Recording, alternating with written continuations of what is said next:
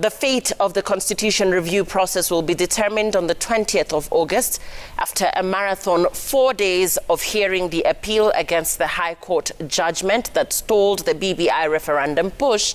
The 7-judge bench of the Court of Appeals retreats to craft its judgment that will either kickstart the process or bury it altogether.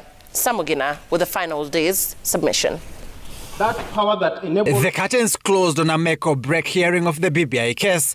It has been a 4-day marathon hearing with both sides assembling an arsenal of lawyers to salvage their case.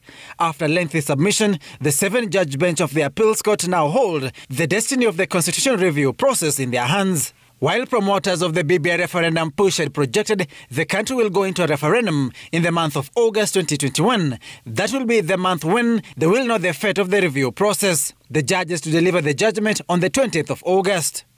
Anti-BBI crusaders on their final day of submissions blasted proponents of the constitutional change. The lawyers argued that change of the supreme law was nothing else but a self-preservation move of the political elite in the country to maintain and preserve power. While pretending to observe the Constitution, the political elite will use amendments, unconstitutional, constitutional amendments, to ensure that they extend their stay in power and concentrate power in their hands.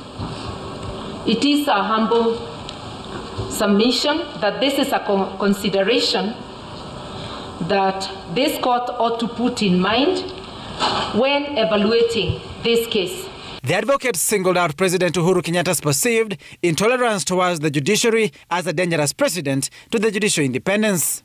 Ironically, they cited the president for coming back to the same judiciary for redress. When you have a president who is not obeying court orders, when you have a president who is demeaning judges before the public, this court must stand firm and say to him, no, we shall not hear you. We shall not give you orders at all. That modern dictators, especially in Africa, are using the Constitution or constitutional amendments as a special purpose vehicle to claw away on civil liberties and democratic gains.